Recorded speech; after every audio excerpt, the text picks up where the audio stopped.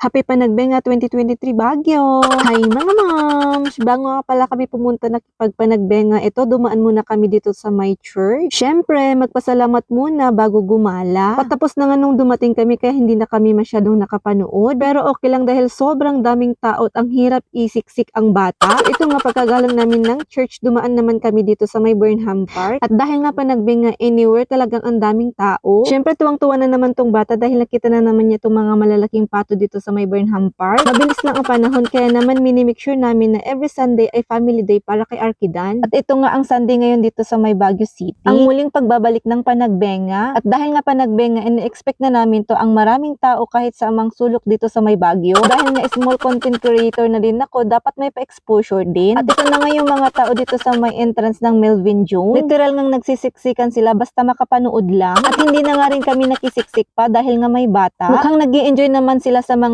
float. Sa bagay, hindi naman sila magtsatsaga makisiksik dyan kung hindi sila nag-i-enjoy, diba? At ang mga float naman na yan ay pinaghirapang ginawa kaya nakaka-appreciate naman talaga yung mga ganda. Dahil nga hindi naman kami nakipagsiksikan, ayan, binidyohan ko na lang yung mga background kong mga tao. Yung tipong kahit saan ka humarap o tumingin may mga tao. At halos naupuan na nga lahat itong Burnham Park. Itong at naglaro na lang kami ng bata. Ang anak ko ay sobrang mahiyain at parang ayaw pa nga niya sa mga tao. Maghapon naman kasi dalawa lang kami sa bahay. Kaya naman kapag lumalabas kami at may nakikita siyang mga bata, ayun, sumisiksik na lang siya sa akin. Ayaw niya nga rin makipaglaro sa mga bata, natatakot siya. Kung sa bagay, kami ngang mag-asawa ay mahiyain din, kaya naman ganito rin yung anak namin. Ito nga't napagod na ang bus namin, kaya ito nagme-merienda na. Ganito ang anak ko, masaya na siya dyan sa mga laruan niya. Maski kasi yung mga batang kapitbahay namin ay takot siya. May mga bata kasing bully, yung nilalakihan siya ng mata, malalakas ang boses, o kaya yung mga batang dumidila. Kaya imbis na lumabas siya at makipaglaro sa mga bata, papasok na lang siya ng bahay at maglalaro na lang siya mag-isa. Bilang nanay, para sa akin, okay lang na hindi siya makipaglaro sa mga batang ganun. At least, hindi niya na-adapt yung mga attitude na mga yun. At dito sa mga laruan niya, at least dyan natututo siya. Kaya kami na lang yung mga kalaro niya. Ibang-iba na talaga yung mga henerasyon ng mga bata ngayon. Di bali nang maging mahiyaing bata, basta wag niya lang ma-adapt yung mga bad attitude. Yun lang, natatakot na ako kapag nagsimula na siyang mag-aral. May na-experience din kasi ako noon na yung bata ayaw niyang humiwalay sa kanyang ina. At alam ko, doon ako mahihirapan. Kung sa bagay, ngayon pa nga lang naiihilang ako ay naghahanap na ang bata. Yung tipong naknak siya ng naknak sa may pintuan ng CR at nagngangawa na. Kung sa bagay, dapat lang nating i-cherish yung mga moment na yun dahil minsan lang sila maging bata. At hindi na natin yun maibabalik kapag lumaki na sila. Kaya naman ako na yung kanyang nanay na playmate na maganda. Syempre, charis lang yun. Bagkus ay ini-enjoy lang namin ang mga oras, ang mga araw dahil mabilis lang ang panahon at ang panahon na yan ay hindi